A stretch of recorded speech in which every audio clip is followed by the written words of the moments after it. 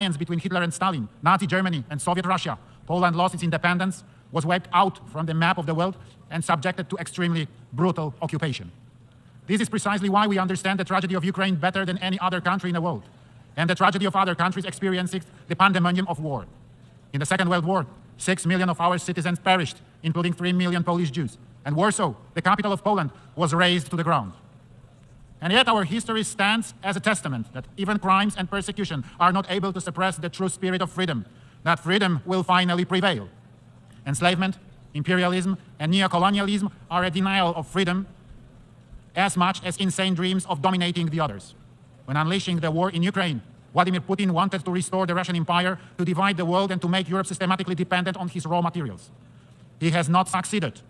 It is my firm belief that he will no longer succeed. Ladies and gentlemen, today the world needs courageous and visionary leaders. The late President of Poland, Lech Kaczyński, with whom I had the honor to cooperate, was such a leader. The leader who a dozen of years ago was trying to shake the conscience, to appeal to politicians, to warn of imperial policy of Vladimir Putin's Russia. Let me recall at this point his seminal words said in Tbilisi at the height of Russian aggression on Georgia in 2008. For the first time in a long time, Russians have shown the face we have known for hundreds of years. They believe that the nations around them should be subjected to them. We say no. Russia believes that the old days of the empire that collapsed less than 20 years ago are coming back. That domination will again be feature of our region. Well, it will not. Those days are over, once and for all. Yes, today, in this very place, at the United Nations headquarters, I wish to reiterate, those days can never return. The logic of conquest, changing borders by force, disregarding the law, and denying the Ukrainian people their right to exist must be stopped. This brutal war must end and not be converted into a frozen war. This can only be done by restoring the full territorial integrity of Ukraine within its internationally recognized borders. Ladies and gentlemen, Poland's position in the face of any war is clear and straightforward. We demand absolute respect for internationally recognized national borders. The inviolability of these borders is a fundamental element of the world order. Today, the victim is Ukraine. Tomorrow, it could be any one of us if we do not follow these ironclad rules, if we do not insistently enforce compliance with international law. Forgotten and unpunished war crimes, crimes against humanity, build a sense of impunity among the perpetrators. Such crimes give permission to their successors and imitators who, following suit, commit similar crimes when they want to dominate and determine the fate of other states and nations. The crimes in a war in Ukraine are the living proof thereof. That is why we are engaged in initiative to hold Russia accountable for gross violations of fundamental norms of international law. We strongly support the work of the International Criminal Court and the International Court of Justice. We support the work of the Independent International Commission under the UN Human Rights Council to investigate violation of human rights and humanitarian law in the context of Russian aggression and to collect, verify, and preserve evidence. We support the idea of establishing an ad hoc special tribunal. The crimes must be accounted for and the perpetrators punished. Ladies and gentlemen, information wherefore goes on. Lie is used to cover up and justify Russian crimes on civilian population. Russia continually tries to shape international public opinion by building a false vision of the reality. In Poland, this comes as no surprise to us, but the world is just about to discover the scale of manipulation and disinformation. This spearhead is often directed also at my country, Poland, labeled in many various ways. This is because we have consistently been opposing Russia's imperial and neo-colonial policy and have supported Ukraine in its defense from the outset. We, as international community, must draw conclusions from the situation. We must confront manipulation and disinformation. We must fight against the hypocrisy of history, the reversal of the roles of the henchman and a victim. What is evil should be called evil. A crime should be called a crime. Ladies and gentlemen, these days, many states are blamed for prolonging the war as they supply necessary weapons to Ukraine in its defense war. This is a completely false logic, as if putting the blame on a neighbor who comes to aid to the people next door defending their own home against murder. If someone attacks your household, you have the right to defend it, and the neighbors should not to stay indifferent. Ukraine would not be able to resist the aggression and effectively stand for its independence if it were not for the assistance of other countries, and primarily on the biggest scale, the United States of America. It is the United States that has been playing a pivotal role in assuring security in Europe for more than a century. I'm saying so as a president of a European country which was plagued by war experience on so many occasions. It must be remembered that the engagement of the United States in the First World War led it to an end, as much as to the restoration of independence by Poland and by other countries of the Central and Eastern Europe. The United States played a pivotal role in defeating Nazi Germany. Without the US support, neither the United Kingdom nor the Soviet Union would have been able to resist Hitler. Finally, the United States was instrumental in the reconstruction of Western Europe in the aftermath of war and in fending off the threat posed by the Soviet Union throughout the Cold War. It is too often that Europe tends to forget that it owes its security and prosperity to the US commitment and presence. In Poland, we recall this very well. That is why Poland's top priority for the time of our presidency of the European Union in the first half of 2025 will be enhancing transatlantic relations and cooperation between the EU and the United States of America. Ladies and gentlemen, Poland has never had colonies, the fact of which we are proud. We emphasize it on all occasions. Instead, my home country was many times brutally attacked, destroyed, and used by the neighbors with their imperial ambitions. For 123 years, Poland disappeared from the maps of the world. That is why we understand very well the countries that suffered colonialism and the challenges they need to confront. Wherever the international community is in need, Poland is always ready to respond to the call and without any hesitation. We provide assistance in many corners of the world. Despite the war in the immediate neighborhood, we will continue our support to the Eastern Partnership countries. We continue to focus on countries of the sub-Saharan region. We are present in the Middle East. Given the refugee crisis caused by the war in Syria, Poland's assistance to Iraq, Lebanon, Palestine, and Jordan will be maintained. Poland will also continue its humanitarian support. Many places around the world are facing worsening food crisis. The situation is most difficult in Africa, where 1 in 5 people is suffering from hunger. Also, the population suffering hunger is increasing in West Asia and the Caribbean. Today, an estimated 2.4 billion people lack sustainable regular access to food, of which some 900 million face severe food insecurity.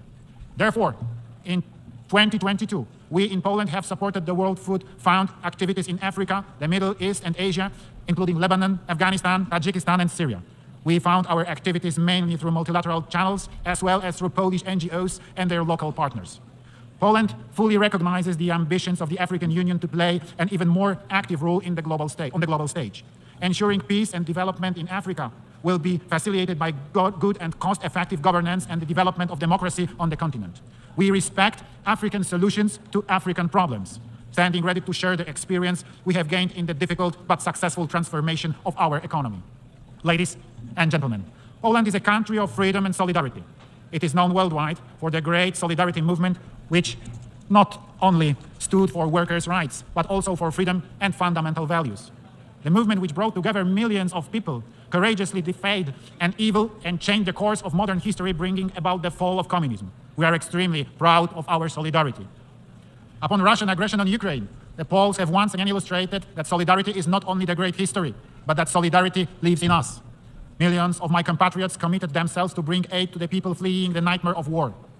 In the very first days of the war, many journalists were coming to Poland and invariably asked me, "Where are the refugee camps?" And my response was, "There are not any.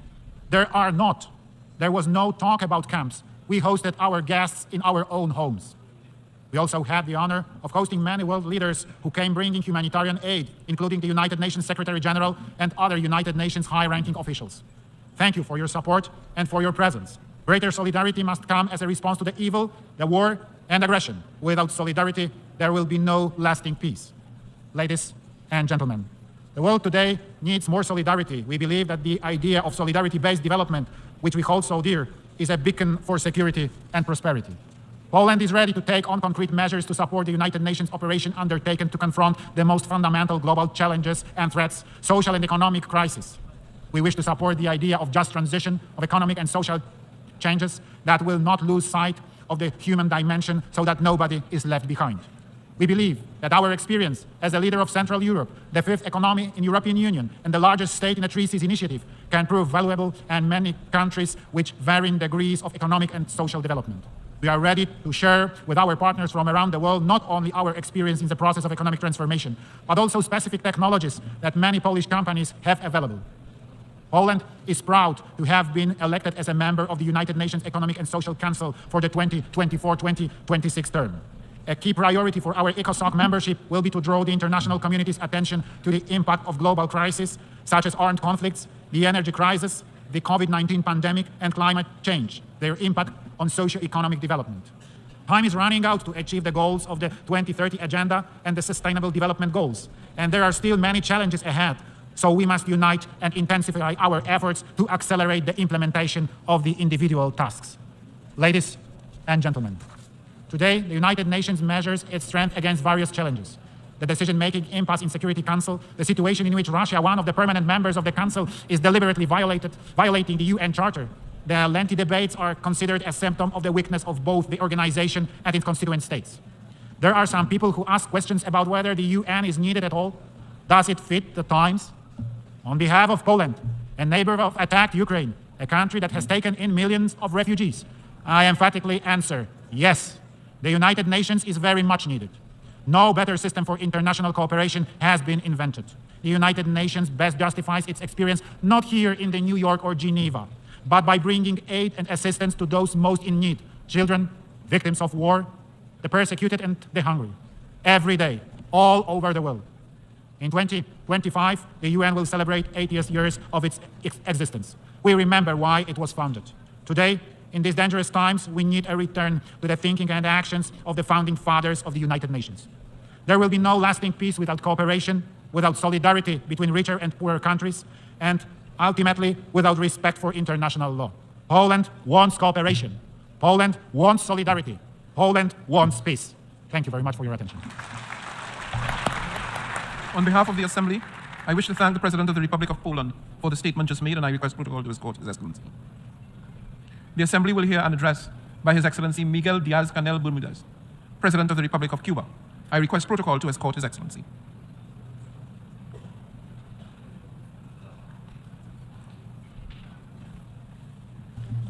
On behalf of the General Assembly, I have the honor to welcome His Excellency Miguel Díaz-Canel. President, I am bringing to this Assembly the voice of the South, the exploited and humiliated, as was said by Che Guevara in this same room almost 60 years ago. We are a diverse group of nations sharing the same problems. We have just confirmed that in Havana, which was honored to host the summit of leaders and other high representatives of the G77 in China, which is the most representative, broad, and diverse representation that exists in the multilateral arena.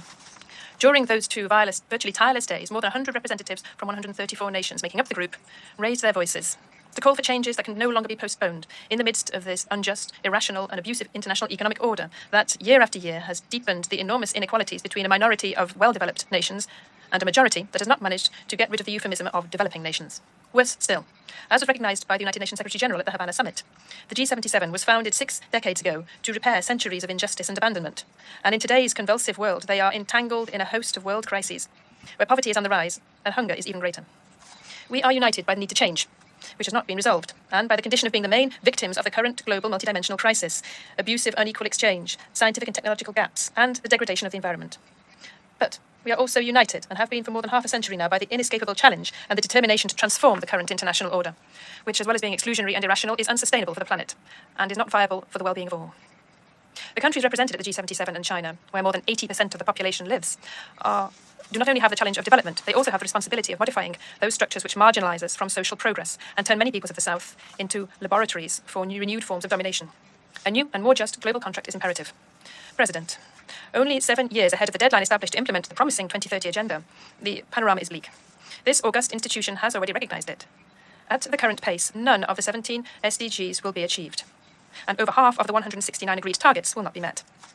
In the midst of the 21st century, the fact that almost 800 million people suffer from hunger in a planet that produces enough to feed all is outrageous.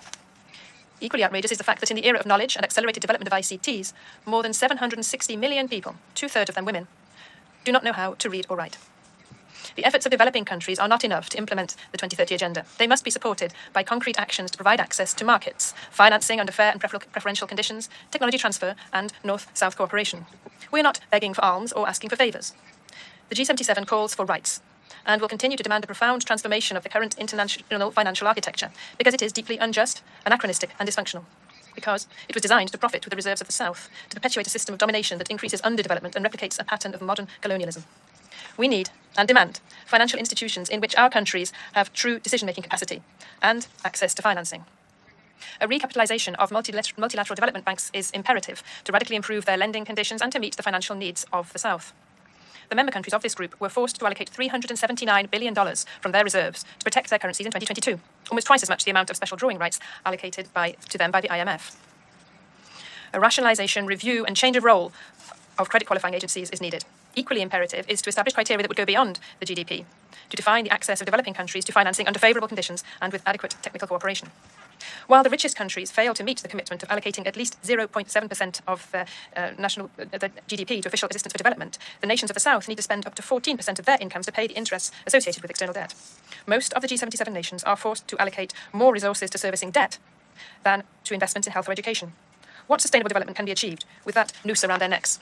The group today reiterates its call to public, multilateral and private creditors to refinance the debt through credit guarantees, lower interest and longer expiration deadlines. We insist on the implementation of a multilateral mechanism to reschedule the sovereign debt with an effective participation of the countries of the South that will allow for a fair, balanced and development-oriented treatment.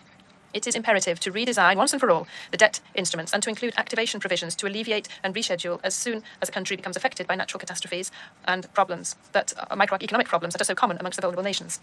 President, no one in their right mind is denying now that climate change threatens the survival of all with irreversible effects. It is also a secret to no one that those who are least responsible for climate change are those who are suffering the most from its effects, particularly small island developing states.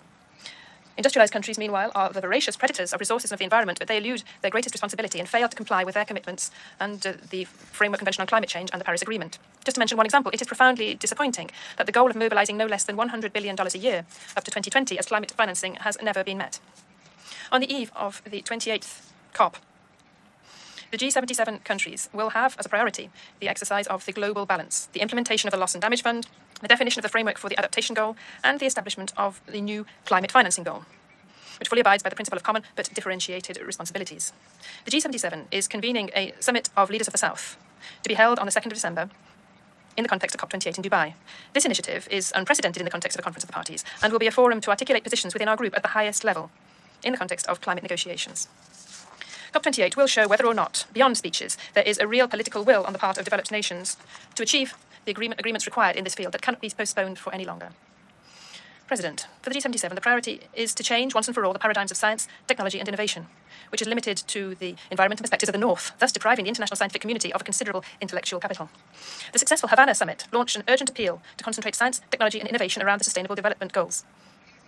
There, we decided to resume the work of the Consortium of Science, Technology and Innovation for the South, with the purpose of promoting joint research projects and promoting the joining up of production systems so that they could reduce their dependence on the markets of the North. We also agreed to promote a call for convening in 2025 a high-level meeting of the United Nations General Assembly on Science, Technology and Innovation for Development.